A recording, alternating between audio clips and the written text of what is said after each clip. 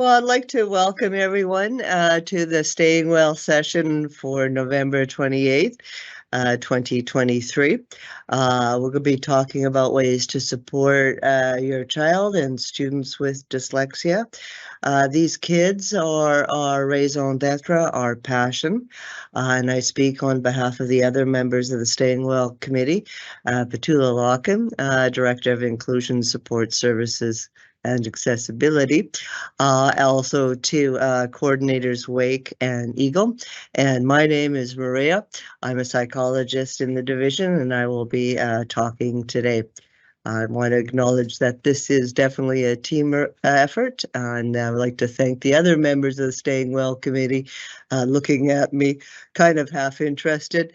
But one of the things I have to remember is that there will be opportunities for questions, that they will be, some of them will be anonymous, some of them will be made available, and the answers will be provided. Also, I want to acknowledge the support of Big Al Station, who is playing a big role in getting this off the ground and on time and working smoothly.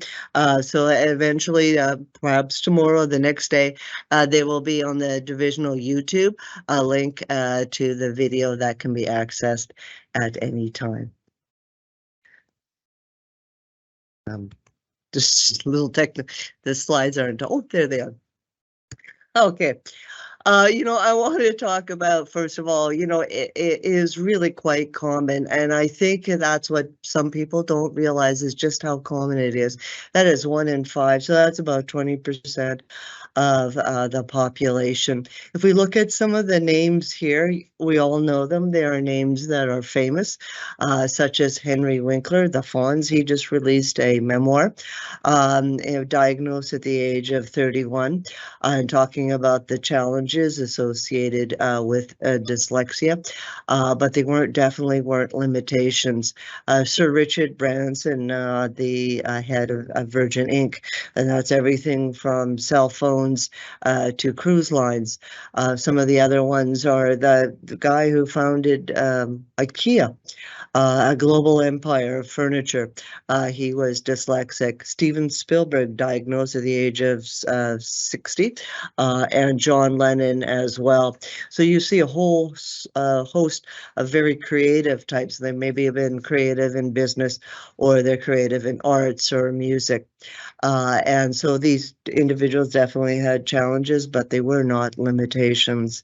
There are also people we work with that maybe there are teachers with dyslexia, lawyers and doctors, as well as a Nobel Prize winner in microbiology. But maybe you are yourself dyslexic, or you have your child who is dyslexic.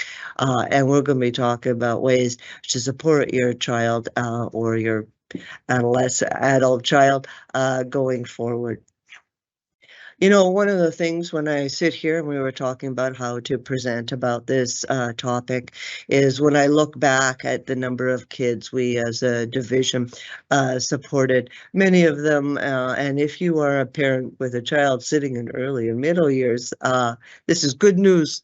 Many of the kids that we have supported, they're sitting in classrooms at universities, at Red River, and at Manitoba Institute of Trade and Technology. There's a whole host of scholarships available for kids with dyslexia. It's about making that university experience accessible.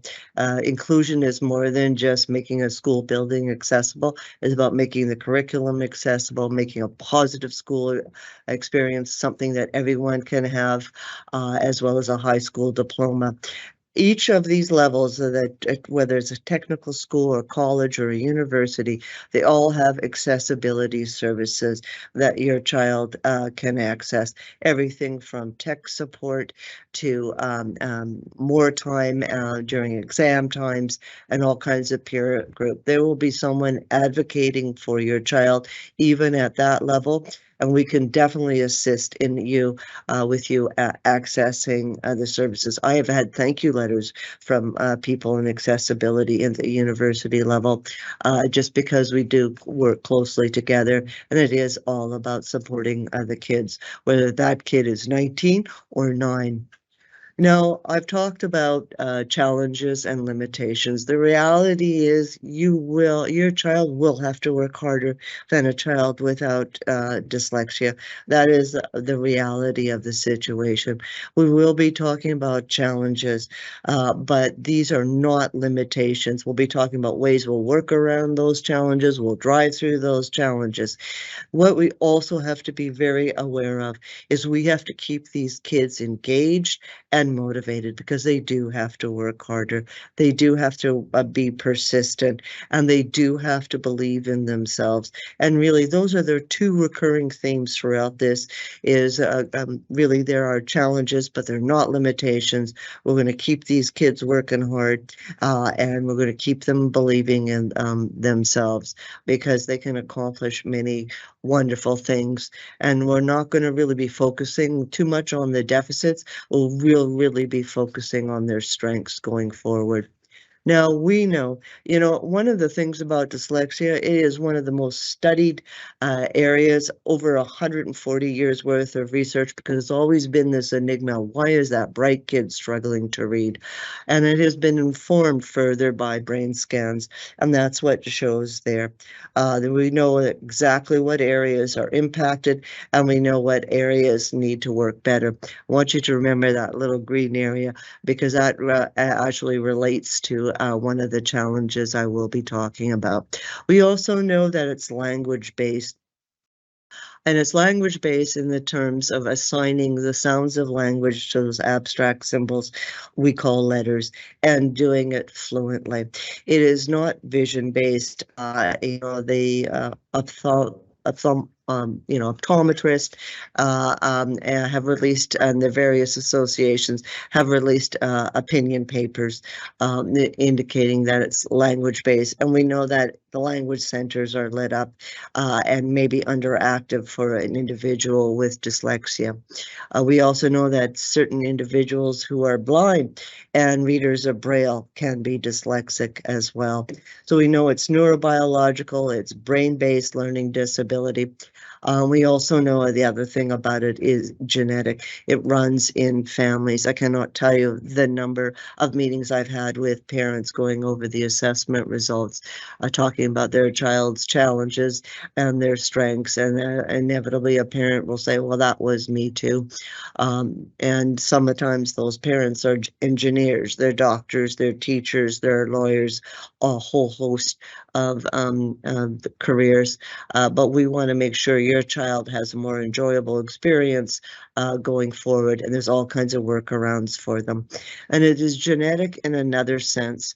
No matter what, if you are a human being and you are inhabiting a culture with a reading system, whether it could be, the Arabic system, but it could be a logographic system like that of Mandarin, there is a certain percentage of individuals who will be dyslexic going forward. Now, the Yale Center for Dyslexia and Creativity, Dr. Shaywitz, she has devoted her career to that, is one of the first people who did kind of the brain scan information, and that is one of the books entitled Overcoming Dyslexia that I recommend for you. And she is affiliated with the Yale School of Medicine. And she defines it really as dyslexia affects a person's ability to isolate the sounds within a spoken word and then attach the appropriate letter to the sound. Those with dyslexia struggle to read fluently and spell words correctly. And it is not just about reversing letters. So it is impacts both fluency and written expression skills. So we know it's real, hence the brain scans. We know that it's been studied for 100 years. We also know that it's lifelong, and that what it's lifelong in the sense is that challenges may change, and we can definitely work with them. But it's definitely, if you hear the word fix or cure, that is not accurate. One of the things that we provided as the handouts is a day in the life of a child with dyslexia, just looking at just the whole host of challenges they do face, and just talking about just the challenges as they get older that they face, especially when they enter the senior years.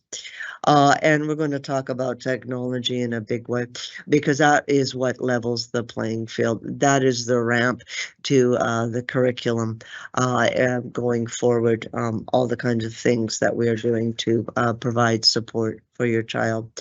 Diagnosis, yeah, and that's where the psychologist comes in. And really, we look at a whole bunch of things. We go through their student file, the past report cards, all kinds of questionnaires for parents and teachers. We also look at thinking, learning, reasoning, and remembering, as well as looking at reading, writing, and math to get an overall and coherent picture of your child, and then linking that data, importantly, to an intervention going forward. One of the big kind of a long-standing aspect of the operational definition of dyslexia is unexpected underachievement. So these kids can be super smart, and that's what's illustrated in that red graph there. You can just see how high their overall ability, their ability to think and reason with words. So logic and vocabulary, for example, can be really high, but their reading scores are really low. And you would not expect that given how smart they are. And that's always been, as I said before, the enigma. Why is that bright kid struggling to read? So it is not an intellectual disability. You'll see in the popular press, they'll be talking about a learning disability. And we're going to be using the word dyslexia going forward. We're going to take disability right out of there. They're not eligible for M programming, but they are an IEP, but they are eligible for an ALP. That's really an adapted learning plan that kind of delineates strategies to help your child experience success and reach those curricular outcomes. One of the things that Dr. Shaywitz, I've always loved this particular operational definition as a metaphor, is she describes dyslexia as an island of weakness in a sea of strengths. And the method we use to determine that is called the cross battery assessment. Really, it's a pattern of strengths and weaknesses. And that's very different from the old timey method where we just looked at IQ and total achievement. And that method, the old timey method, failed to identify kids. It wasn't sensitive enough, and importantly, didn't identify the area of weakness that we need to support going forward, whether it's an ALP or it has implications for what type of intervention we need to support your child going forward. This is what it looks like.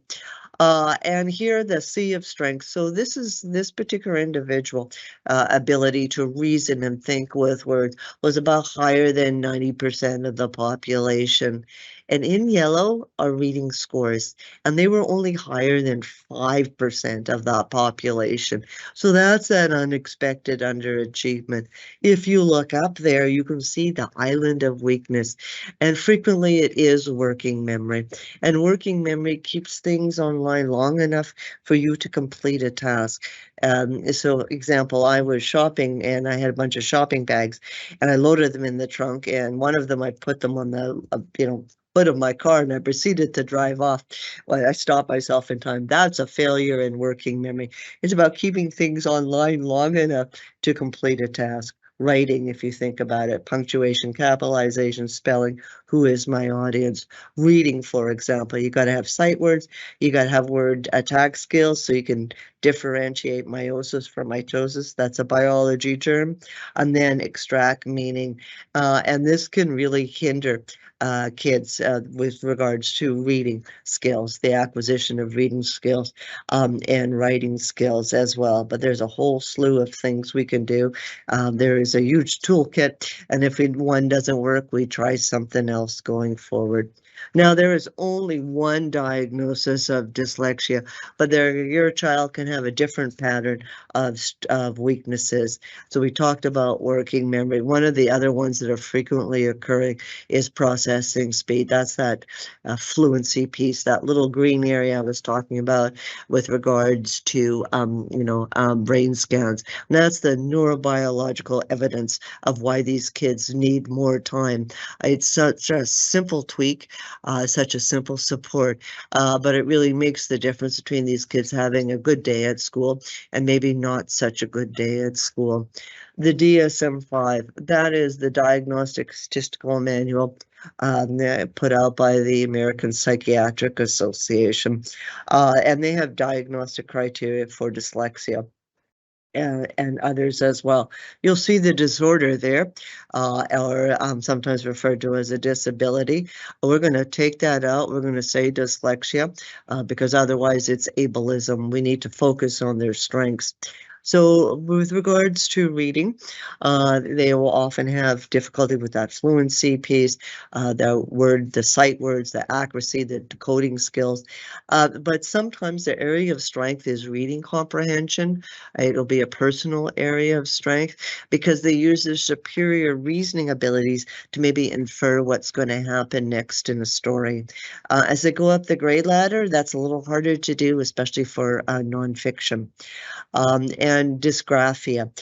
You can see here the diagnostic criteria don't include any fine motor issues because you can have an awkward pencil grip and still spell. So spelling accuracy, something that was alluded to earlier.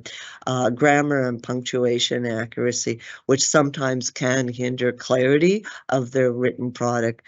But these kids can have great ideas. We just need a way for them to show them to us. And there is also a math disability or dyscalculia, and there it is indicated here. And these kids can have mild to moderate to severe challenges, but each of them can be compensated for, remediated, or supported in some way going forward. Now, there is a myth that kids with dyslexia don't learn to read. They can and do learn to read. What the challenge for us is the effort required for to do so. Typical readers of the same ability level, so that's as smart as your child, early on become very fluent readers, so that reading is automatic fast. And I cannot stress this enough. It's pleasurable activity. In contrast, dyslexic children remain manual readers who read slowly and with great effort. And so reading is laborious. And what sounds good to you about the word laborious? You know, I assessed a kid, and man, when it was critical thinking and logic, bing, boom, boom, I can't believe how fast he was. And I slid across the reading portion of the assessment. I asked him to read it. You can read to yourself or you can read it out loud. And then I'm going to ask you questions. That's that reading comprehension portion. And whereas before on logic, boom, boom, boom, when it came to that reading piece, he was slow. He read to himself. I can't believe it. Just the minutes seemed to pass. And then he proceeded to be looked up and said, yeah, I'm ready now. So that showed what laborious must be like for these readers. When I asked them, when was the last time you read? He couldn't think of anything. And then suddenly he remembered something he read usually it's anime, but that's still reading. So here is what dysgraphia looks like. And there is that kind of on the right-hand side, his favorite book is about a dog.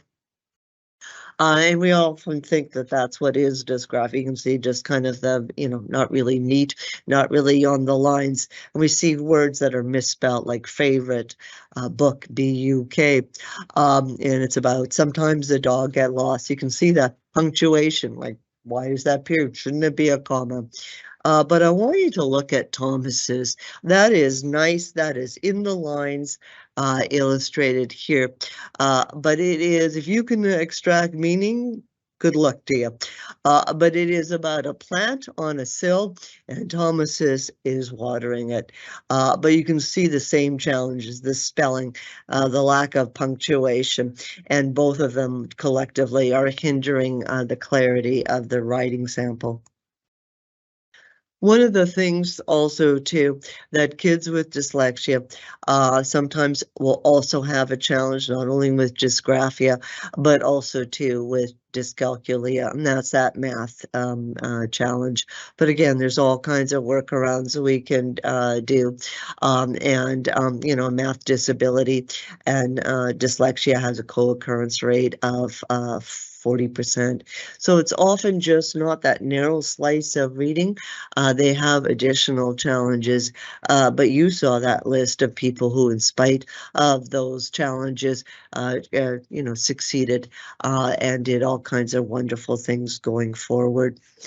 Now, we did another myth is that if you're struggling academically, that is your only struggle. The other struggle here is that self-esteem piece. If you're struggling with reading, writing, and math, it also has an impact on your self-esteem. And so that will be another area. We'll be talking about ways to support that going forward. Here's an individual at the age of 28 with a master's degree in social work, working on his PhD. Being dyslexic can really kill a child's sense of self-worth. I still cringe with emotion when I remember the many times I was made to read and spell in front of the class, and the intense feelings of anxiety and dread. Kids telling you you're stupid, and teachers and parents just telling you you're lazy and you just need to try. You know, the words lazy and stupid, those are labels. Dyslexia is a diagnosis, and you can just see the ways we need to support these kids. But this kid, who is now 28, these were challenges, but they certainly didn't limit this individual. So how does this occur? And this is one of the handouts we are going to provide, a day in the life. It kind of guides you through what it must be like. Where they apply effort, they underperform, they feel frustrated, they apply even more effort, and they underperform again. They're either going to get angry or anxious, and they repeat that cycle going forward. And so we got to keep them motivated, we got to keep them going on, and it persists in spite of those challenges. There's also too, you know, the poor reading and spelling. You know, even kids as young as 8 are comparing themselves to other kids. So sometimes the comparisons with other kids is not favorable. Low self-esteem ensues, and then less effort and practice. And that's always another challenge, where maybe they shut down, or maybe they don't want to be pulled out, or they don't want to do that extra practice required to become better at reading, writing, and math. And we got to keep them engaged and motivated to do that. I also included this one because there's a certain group of kids, having been working with these kids for a really long time, that will just kind of fly under the radar. Maybe they're working really hard. They come home, they're exhausted. There is no joy in these children's lives. They're just working so hard to pull that kind of at grade level, sometimes in the 80s, sometimes higher.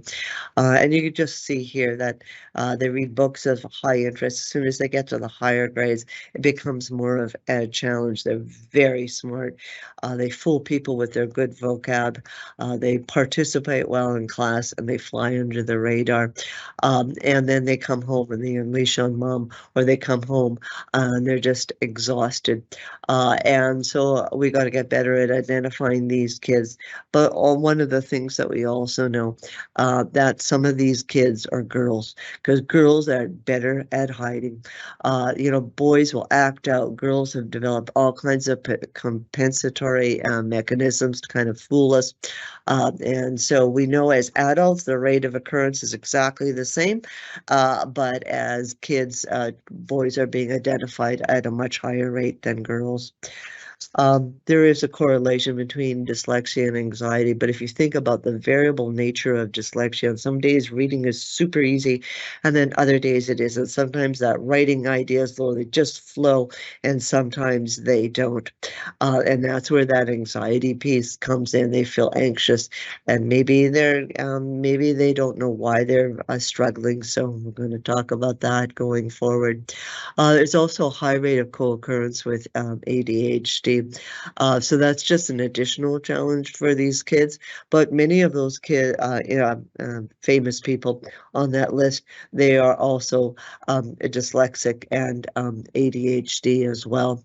And I just want to tell you that I have worked with kids who are on the spectrum, dyslexia and ADHD. One is sitting in a technical school, and the other student is sitting in a university. So in spite of those three challenges, where we can see really that preservative behavior, stick-to-itiveness, that creativity that characterizes dyslexia and ADHD, really being as a benefit, because these people can really think outside the box. So we talked about the need to keep these kids positively engaged, positively motivated, because they do have to work a little bit harder. Some of the negatives is that failure avoidance. One of the things we know that sometimes the best way to avoid a sense of failure is to just quit trying. And we got to make sure that doesn't happen. We got to keep them keep on working, persisting, and have belief in themselves and in their abilities, and keep them engaged going forward. Dyslexia, wrestling with an octopus. I really recommend that. Just all kinds of ways to support your child going forward. So how to support kids with dyslexia? We're going to be talking about strengths. We're going to be talking about the importance of self-esteem. You know, self-esteem is not only knowing what your weaknesses are or your challenges, but also to knowing your strengths. We're going to be talking about warning signs as well. And I just want to say this, you know, I've worked with these kids, man, they're smart, they're logical, entrepreneur. I worked with a kid in grade 12, started his own landscaping business. They're incredibly creative. You saw that list. And sometimes they have to be creative in order to thrive in a school system. And we need to make sure that they wear this label with pride. One of the handouts we gave you in more detail is signs, warning signs for pre-K, early years, middle years, and senior years, as well as a whole slew of strengths at those particular ages. One of the things we see is a reluctance to read, a reluctance to engage in writing. Sometimes they have difficulties spelling those really high frequency words. I can't tell you the number of times I've seen mother misspelled, all kinds of combinations. They will suddenly put a random vowel in a word that you would think that they would know better. They definitely will have difficulty with that writing piece. Spelling has always been a real red flag for me. And so there's all kinds of things. As they go up the grade ladder, is a real disconnect between their verbal abilities and their writing samples. Their verbal skills are real strength. One of the kids I worked with, mom said I could tell the story. You know, I asked him, what do you want to be when you grow up? And he said, scientist. And it's, well, why a scientist? And he said, you know, I want to reanimate dinosaurs. And yet this child was struggling with reading.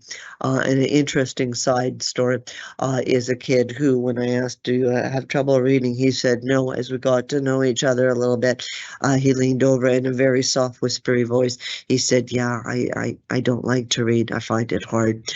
And we want their kids to say, I'm dyslexic. I find it hard to read, but I'm going to work around that, and I am going to work really hard and do learn to read. This is a really kind of very, very important study, just kind of maybe a couple of years ago, the impact of dyslexia on pupil self-esteem. We know that kids make comparison. We know that teachers make comparisons about kids as well as parents. And that has a real impact on these kids' self-esteem. And sometimes, if you want a real heart-rending story, is definitely, Harvey, the guy who played Fonzie. His parents really were detrimental to his self-esteem as he struggled to read, write, and do math. And we know that what does help is a positive diagnosis of dyslexia. So there's a clear statement in that assessment piece. They say your child is dyslexic and an ownership of that label. That had the biggest impact and improvement on these kids with dyslexia, because now they know there's a name for it. They know that they're not stupid, and there's a whole bunch of other individuals such as Steven Spielberg, such as Jennifer Aniston, to name just a few, who are also struggled with reading, writing, and sometimes math, but they were challenges, not limitations. One of the really interesting book, Dyslexia Wonders, written by a 12-year-old girl with dyslexia. And she had a chapter about the being diagnosed and finding out, and it literally was, you are not alone. And that really makes a big difference in these kids' lives and in their self-esteem and their understanding of who they are, and finding other individuals with similar challenges, but there are challenges, not limitations. Um, Now, I know that for some of you sitting in the audience, you're on that wait list for that psych assessment, for that diagnosis. And really, one of the things that drives me crazy is that wait and see approach. We'll wait and see and wait for, maybe there will be improvement spontaneous improvement going forward. One of the things that we as a division under the leadership of Director Locken, yes, I'm looking at you right now. And the support of senior admin is getting the assessment, really emphasizing those assessments going forward. So I want to tell you, if your child is on that list, wait, and we will get to you. We're good and we're free. So what are the ways we can support your child's mental health going forward? And there's one of the understood.org is a fabulous site. Yale Center for Dyslexia and Creativity is a really good site as well. Child Mind Institute is filled with all kinds of information and resources. And really, you want to go to a site that's endorsed and is evidence-based, and this is one of these sites going forward. So we'll talk about 7 ways you can support your child's mental health, and because really that self-esteem is intricately related to mental health and mental well-being. Helping your kids understand learning challenges, and that's also to one of the handouts we give, ways to talk to your child about giving your kid the skills they need to talk to their peers about it and to their teachers, because eventually you want your child to tell that high school teacher or that university prof that this is, I'm dyslexic and I need to use more visuals. So one of the things, doesn't mean you're not smart. Talk to them about dyslexia. It's not just a one-time thing. You often will have to revisit it. Be sensitive to these kids' embarrassment, that maybe they're worried about that spelling test or reading out loud. Work with the teacher and have a plan. I always say maybe it needs to have a different metric. Maybe instead of marking the spelling test, the ones that are wrong, maybe just marking the ones that are correct, because we do know it's a brain-based neurobiological in origin, and you wouldn't unfairly, hinder these kids going forward. Praise effort, not outcome. We really need to make sure that we praise them for how hard they work. And some of these kids, man, they keep on ticking, and build on their strengths. And this is one of their superpowers that they remember really well when they hear it out loud. And we're going to talk about ways to tap into that particular superpower. Find ways for them to feel good about themselves, all kinds of activities. Maybe it's sports. Maybe it's, it doesn't always have to be team sports. Not my bag. But maybe it's drama. Maybe it's music. Maybe it's art. Maybe it's coding, archery. But these kids, and we all do, even adults need it too, but especially if you're 8 or you're 14 or you're 18, you all need to feel good about yourself. find something that they can feel good about themselves, give them the language to talk about their challenges.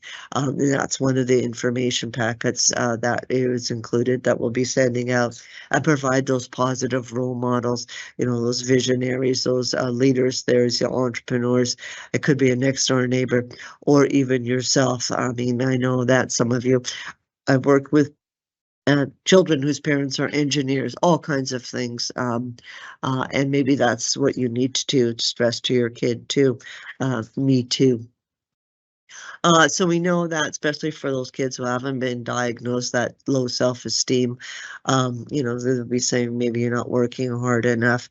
We got to get them to believe in themselves again. And really what it is talking about setting these kids up for success, giving them, tapping into their strengths and giving them opportunities to demonstrate their strengths. Now, LinkedIn. That is one of the most powerful sites on the planet. It is really about professional organization, making contacts regarding jobs or those kind of professional contacts. And that's Richard Branson there. And it has now become a dyslexic thinking is now a personal skill, because these people do think outside the box. I mean, think of his particular empire. Think of the creativity of John Lennon. But one of the things is that really way to think outside the box. Working with a kid, wrote an essay. There were 2 pages. Of course, capitalization, spelling was a challenge, and which kind of a little bit hindered clarity. But he reduced those 500 words to a visual that showed the exponential impact of pesticides on an ecosystem. And that's what I'm talking about. It's that think outside the box, and a different way of showing what they know and grading accordingly. He was working with an awesome teacher who recognized that particular student's brilliance. So we talked about the way they can think outside the box, their visualization, hence that, reducing 500 words to a visual. We saw the creativity and imagination, and that kid who is oral skills, I want to be a scientist. I've also had a kid who said I want to be a banker. I've only had one kid say that to me, but just a sidebar. But man, they're super smart. They're critical thinkers, and they're definitely big picture thinkers. And I think that's one of their big strengths going forward. So technology really can make a difference in these kids' life. One particular individual, like, they would be really impoverished content when they had a writing samples. Just submit, cat ran fast, cat ran really fast. When place given access to technology, 2 pages on an astronaut, tapped into their interest as well. 2 pages, and it really makes a big difference in just their self-esteem. But it was really an eye-opener for all of the adults who were supporting that child, just what they can do when they're given the tools that they require. The dyslexia and the iPad, overcoming dyslexia with technology. So some of the ways we can help you help your child. It's called an adapted learning plan. And that just kind of delineates all kinds of strategies, such as more time, such as, having access to technology, such as having sentence starters, reading the instructions out loud, for example, all kinds of ways we can help these kids. And if you want to go to a really good site, if you're looking for a resource to help kids in French immersion, LD at School. That's one of the best sites there are. On one of them, they have all kinds of webinars, all kinds of information and resources, not only for teachers, but also for parents as well. One of the best little videos they ever had was on a teacher who became a teacher. He was dyslexic, but the teacher that really supported him as he was going up the grade ladder, was a teacher without dyslexia, but it shows you just the impact that those adults can have on a kid's life, and a positive behavior support plan. Sometimes these kids do need a plan in place to help them maybe get started on work, to help them find their self-esteem and their self-belief, and to produce work going forward. We too can help you with that. Well, the reading clinicians are all over supporting these kids with the structured literacy for all. I know that the division has been a real commitment to training in the Barton. There's also the Orton and Gillingham approach going forward too, or all kinds of evidence-based approaches in supporting kids. And what's a real pivotal component of all these approaches is multisensory. And that's just the way the constraint on the operating system called the human brain. You have to pair things. You have visual with verbal, saying it and touching it and all of that. It's not due to a kind of a sensory need. It's just about the way long-term memory acts, the way it functions. And you can see that best with music. You know, you remember a restaurant, you remember where you were, you remember the wine that was served, who was there, just when that music is played.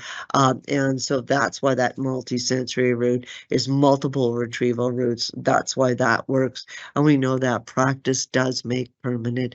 It really enhances. And one of the things we also know is that sometimes, you know, doing those CVC, those vowel and consonant combinations, practicing those spelling things can be really kind of arduous. We also got to make sure that we keep these kids motivated and engaged and celebrate their hard work, because they do and can succeed in life going forward. Captain Underpants did not know this, but he is, that author is dyslexic. I was at a school. The librarian came in with a whole cart full of books. I thought she was going to be, there was literally, the woman was going to be run over. There would be a stampede by kids in grade 2 because the latest Captain Underpants was released. So just interesting little sidebar. But who knew that? And there's all kinds of, there literally is app for that. There literally is technology for that. We'll talk about some of the apps that are currently technology available within our division going forward. Now, the Queen's granddaughter, our late Queen's granddaughter, is also too dyslexic. And really, this is one of the things, you always hear the term neurodivergent. It's just a different way of thinking. And kids with dyslexia, their brains just process information differently. Different is not necessarily a bad thing. You can see by just some of how creative those individuals are. And we know that we talked about working memory being a challenge and processing speed as well. And one of the ways we'll be talking about is ways we can support these kids. We can embed these strategies into the ALP, and so to support them going forward. And we talked about what working memory is. It's involved in anything multiple step, keeping things online long enough to complete a task, whether that's reading a paragraph, whether that's making notes, doing a book report, or a writing sample. And we know that there's a limited capacity. So individuals without dyslexia can hold 7 items in working memory. Individuals with dyslexia, it can be as low as 3. So how do we support these kids? We decrease their memory load. Do you know how we do that? We give them more time and less work. We use graphic organizers. You know, that really externalizes the writing process and externalizes the reasoning process. And one of the most famous one is the hamburger. The top part of the bun is opening sentence, middle, the meat is maybe the 2 sentences, and the bottom of the bun is that closing sentence. And we repeat and review because that really works for these kids. Remember that one. It's really a superpower of these kids. They remember more of what they hear. That's why it's really advantageous for them to maybe record things and play it back again and again and again. We know that their processing speed, their fluency, is a bit of a challenge. With simple solution, give these kids more time. Technology really is the really a benefits them as well. And sometimes, you know what, these kids do work harder. They do need a break throughout their school day. It can just be a simple break, but sometimes at home, they come home, they're just exhausted, maybe playing basketball, spending a little time video games is just a way for them to unwind and de-stress from the additional challenges they face in a classroom. I love audiobooks. They're with the white hot of intensity of a thousand suns. I am advocating these like crazy for these kids because it increases motivation. That's a big one, and it improves fluency. And just some of the other benefits here. You know, it really provides a good role model for how to pronounce words, how to decode words. You know, if you look at some of the books that are controlled for readability, they're kind of bland. You know, they can read something that's above their reading level about a hockey player, tapping into their interest. It builds self-confidence, it builds knowledge. And think about the books that you've read that maybe with science fiction transported you to a different world. Or maybe it's a book about a famous hockey player who was dyslexic, the challenges he faced and overcame, because that's another facet of audiobooks. You can be transported to a different world and learn about people who overcame all kinds of challenges, because dyslexia can be a challenge, but it's definitely not a limitation. And nowhere is this clearer than with this young girl here who was diagnosed with dyslexia just before COVID. And her dad got her audiobooks because her sisters were at home. You remember the lockdowns. Sisters were at home reading up a storm. She was going out of her ever-loving mind with boredom. Got audiobooks. She's read hundreds of them. And audiobooks are amazing. And look at all the exclamation marks. It makes a big difference in these kids' self-esteem. They learn stuff from it. They improve their vocabulary, and their self-esteem goes up and off the charts. So ear reading is reading, and that is said no better than by Hannah Sherman, a student with dyslexia. Many people think that listening to a book is cheating. I tell them the words are still entering your brain, creating pictures, telling a story. It's not a crutch. It's just a different way to get to the same place. They're just one of the powers of definitely of audiobooks. There's all kinds of ways to celebrate dyslexia. Those books here about kids with dyslexia, or maybe the heroine is the central character, is an individual with dyslexia. And many of those audiobooks, you know what, you can get them from the library as well. I think the PSDC has a number of them as well. They're all kind of alternatives to written assignments. I mean, one of the things you can imagine, the kind of photographic essay that Steven Spielberg would have turned in. One of the other people listed on there, the famous people, is Ansel Adams. He's a world-class photographer. If you see some of those classic pictures of Yosemite, that's Ansel Adams. But one of the things I want to talk about is using technology we already have. There is a little microphone in Word, and I wanted to test it out. I thought, well, maybe there might be some learning. And I said, my name is Maria Phelps to my computer, and it typed in, my name is Maria Phelps. I was so impressed. I said, holy, a swear word there. And it typed in holy, asterisk, asterisk, asterisk, asterisk. Um, then I was really impressed, I have to say. And then I said, you know, Maria threw the ball through the door. You can see the various spelling errors that could have occurred. If you remember Thomas, and it got it correct. It got the first through correct, threw the ball through the door, and the second through correct. Must have used context, but it was instantaneous. It was as fast as the way I said it. You can imagine the clarity of Thomas's written submission. We would know that it is about him watering a plant on the windowsill. Now, the dyslexia committee, which I'll be talking about briefly, one of the subcommittees is targeting technology and apps going forward. So this is really a production of Andy Keel, and then we've got one of the chairs of the dyslexia subcommittee here. And just kind of all the apps that are available that definitely, you know, the immersive reader I talked about, book creator, they can create a book. Uh, let's have them in love with something that can be a challenge, because books are things to think with and learn with. You definitely need to access them as you go up the grade ladder. You know, definitely Microsoft Teams. These kids can practice reading fluency to themselves. I mean, I've often advocated that they read to a pet. There's something calming about a pet. We know that definitely reading out loud can be a little bit glitchy.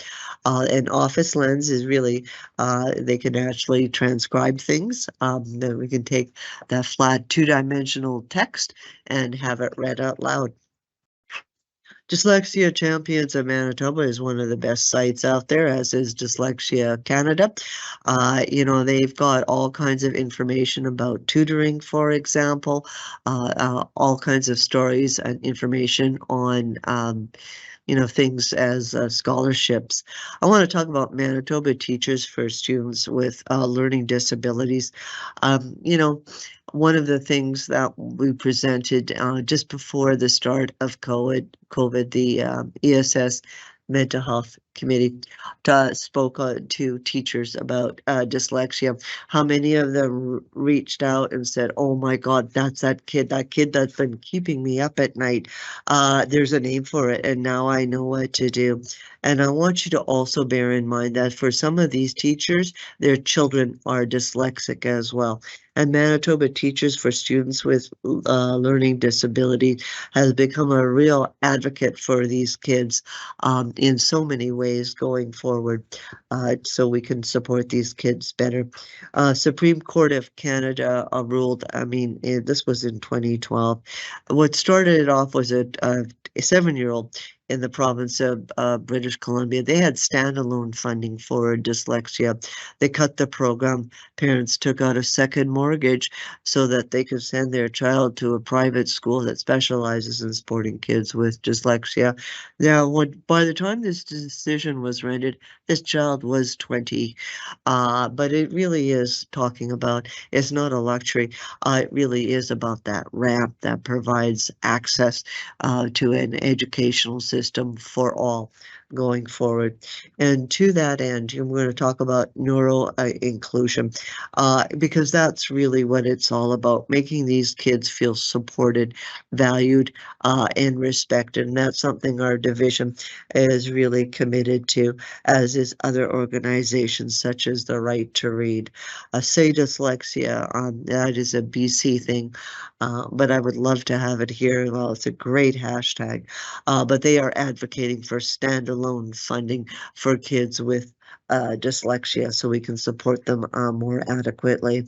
They have organized and they are definitely advocating at the MLA level. So the Dyslexia Committee, we're targeting in 3 ways. We talked about the apps. We talked about, I didn't talk about this, but I'm going to briefly, about universal screening for dyslexia. I don't want to be diagnosing another kid who's 18, 6'2", started his own business, tears in his eye, telling me, I knew it. I knew there was something. We want to get better at identifying these kids going forward. We also have been giving parents and students a voice. And it really has been kind of really kind of eye-opening in some respects, but also to heartwarming, because you do hear some of the challenges that have been overcome and some of the success stories. And eventually we would like to get a peer mentoring group. Are you a student with dyslexia? Do you want to help other students with dyslexia? That's the power of that peer piece. Okay, well, we would like to thank everyone for joining us in this Staying Well. This is actually year 5 of the Staying Well. Thank you all for joining us. And we will be having another Staying Well session in April about how to support kids with ADHD from early, middle, senior years to university and technical school. If there are those questions that are being sent, we will definitely look at them tomorrow and send you an answer. Thank you very much, and I'd like to say good night to everyone. Good night.